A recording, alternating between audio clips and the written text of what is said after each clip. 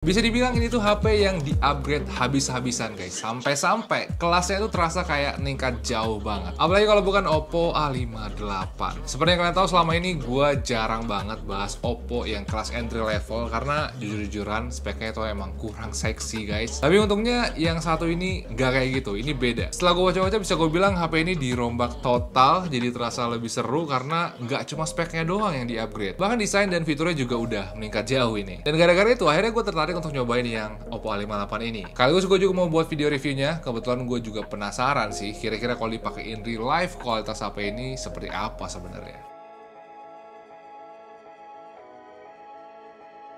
Oke, untuk HP-nya sendiri, gue udah pakai HP ini selama kurang lebih 1 minggu untuk ngecek kekurangan dan kelebihannya seperti apa. Kalau dari first impression, bisa gue bilang gue cukup happy karena walaupun banyak yang di-upgrade di sini, mereka ternyata nggak kompromi sama sekali dengan isi box-nya. Soalnya nggak cuma lengkap ini. Tapi kalau aksesorisnya juga ini udah terhitung mantap. Jujur aja gue nggak expect sih, karena awalnya gue pikir isi box-nya itu bakal disunat mengingat HP ini dapat upgrade yang sangat banyak. Dan nggak cuma box-nya, untuk kelas 2 jutaan bisa gue bilang body dan desain HP ini juga seru banget. Gue bilang kayak gitu karena di kelas 2 jutaan biasanya kan build quality smartphone itu agak kurang karena kadang bodinya itu terasa agak kopong dan suka berdecit lah kalau misalkan dipencet-pencet gitu. Tapi untungnya yang ini sama sekali nggak kayak gitu. Yes, ini materialnya masih polikarbonat, tapi mulai dari finishing, distribusi berat sampai overall build quality-nya bisa gue bilang ini terasa kayak HP 4-5 jutaan. Pilihan warna dan detail dari bodinya juga menurut gue ini cantik banget. Kebetulan yang gue pakai ini adalah varian warna dazzling green dan bagi gue pribadi kayaknya ini HP 2 jutaan yang paling cantik dan paling solid deh yang pernah gue pakai. Bahkan HP 3 jutaan aja kadang nggak kayak gini kualitasnya. Terus untuk fiturnya bisa gue bilang dia juga dapat improvement yang penting banget. Fitur-fitur normal kayak triple SIM slot dan side fingerprint masih ada di sini. Sebenarnya ada yang dikurangin juga yaitu increase protection, tapi menurut gue trade off-nya tuh lebih worth it. Karena selain sekarang dia udah punya dual speaker 300%, dia juga akhirnya udah punya NFC dan itu penting guys, terutama buat yang sering pakai e-money untuk transportasi. Bahkan nggak berhenti sampai di situ. Dari layarnya juga ini dapat improvement yang banyak banget. Kalau biasanya Oppo A5 series itu pakai layar HD 720p dan juga style-nya masih pakai water drop notch. Nah, sekarang layarnya itu akhirnya diganti ke style yang pansol, jadi lebih menarik. Resolusi layarnya juga naik jadi Full HD, plus ukurannya juga jadi lebih besar sekarang dari 6,5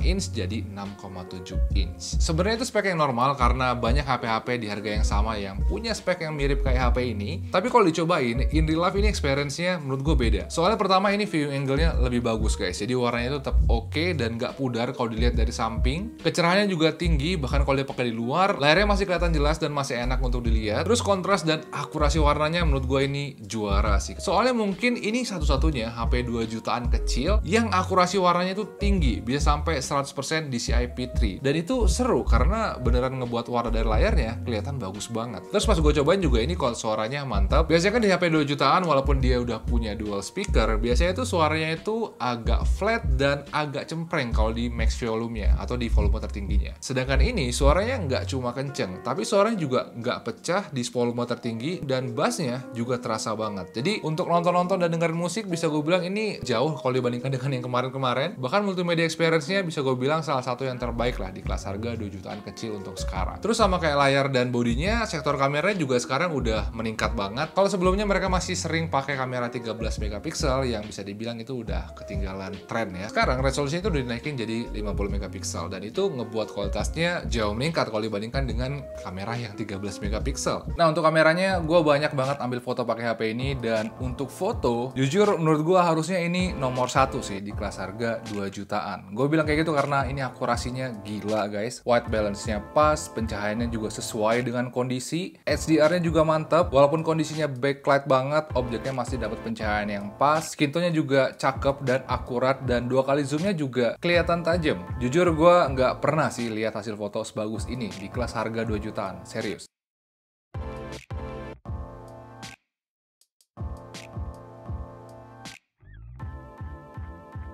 Paling kelemahannya itu ada di low light ya, dimana dia kualitasnya itu drop banget. Tapi itu cukup normal karena semua HP 2 jutaan hasil low lightnya emang kayak gitu, sama aja.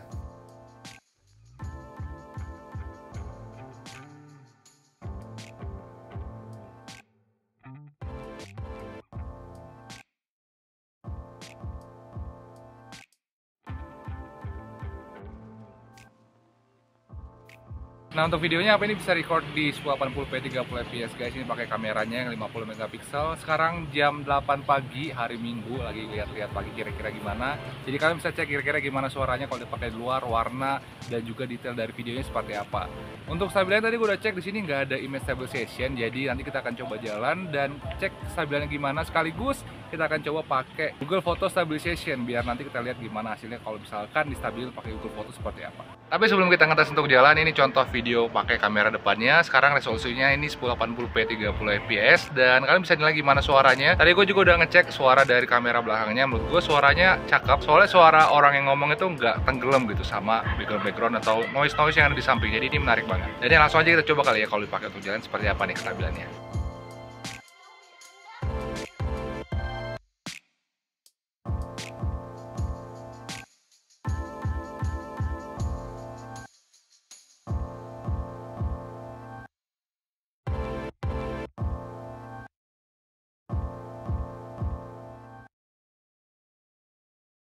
Terus satu hal lagi yang benar-benar terasa upgrade-nya kalau dibandingkan dengan yang kemarin-kemarin itu adalah dari performanya guys. Ya di sini emang banyak banget sih upgrade-nya karena hampir semua sektor itu meningkat lah kalau dibandingkan dengan yang kemarin-kemarin. Kalau dari performa bisa gue bilang ini walaupun harganya cuma beda 100.000 kalau dibandingkan dengan base model A57 tahun lalu, sekarang di A58 ini dia udah pakai RAM yang lebih besar, udah 6GB dan storage juga 2 kali lebih besar karena ini udah 128GB. Dengan versi OS dan UI yang lebih baru juga, Android 13 dan juga ColorOS 13. Dan gak lupa juga ini prosesornya juga sekarang udah naik ya. Kalau misalkan kemarin-kemarin kan mereka pakai yang Helio G35, sekarang prosesornya diganti jadi 3 kali lebih kencang. Yang namanya adalah Helio G85. Dan kalau ditanya performanya gimana, kalau kalian sering pakai ini untuk cek grup WhatsApp, sosmedan, nonton-nonton, browsing atau kegiatan hari-harian lainnya, bisa gue bilang performa HP ini udah terhitung sangat aman. Dan kalau ditanya apakah ini kuat dipakai untuk main game apa enggak, jawabannya tentu aja bisa. Mungkin kalau untuk game-game kayak sekelas Genshin gitu emang belum bisa ya guys ya, karena ini emang kelasnya entry level. Tapi kemarin gue coba untuk main Mobile Legends di sini dan dia cukup lancar kalau dipakai untuk push rank, bisa sampai 60 fps. Game PUBG juga masih bisa dimainkan di sini dengan grafis smooth di 30 fps. Jadi untuk game-game sekelas Mobile Legends dan PUBG atau di bawahnya bisa gue bilang performa HP ini udah terhitung cukup oke. Nah, satu hal juga yang sebenarnya buat gue agak khawatir dengan HP ini adalah dari daya tahan baterainya ya guys ya. Karena biasanya gue nemu HP yang pakai Helio G85 itu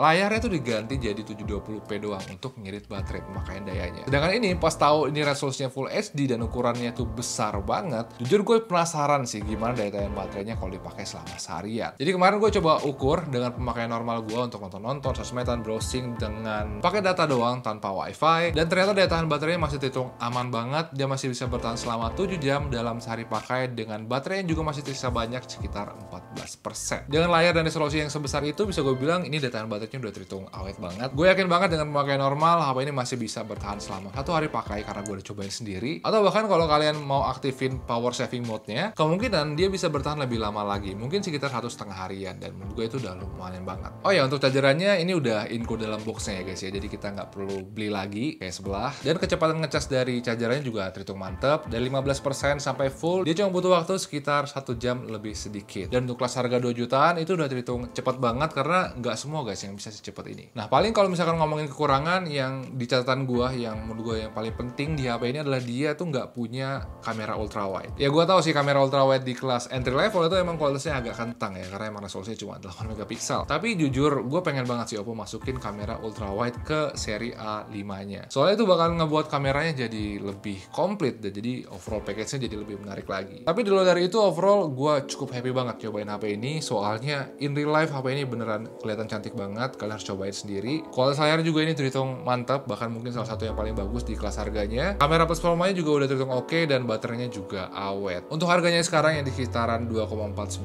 juta, bisa gue bilang ini HP Oppo yang paling berani karena upgrade-nya itu memang banyak banget. Dan gue rasa itu akhirnya ngebuat HP ini cukup recommended ya guys ya, terutama kalau kalian hobi nonton-nonton, sosmedan, dan pengen punya HP yang kelihatan mewah tapi harganya itu sangat terjangkau. Mungkin ini bisa jadi opsi yang bagus. Kalau menurut kalian sendiri kira-kira gimana guys, Oppo A58? Apakah ini HP yang bagus atau gimana? Coba deh kalian komen di bawah. Dan kalau kalian udah nyampe sini, jangan lupa like dan subscribe guys ya, biar nanti kita bisa ketemu lagi di video-video gue yang berikutnya. Makasih udah nonton. Ciao.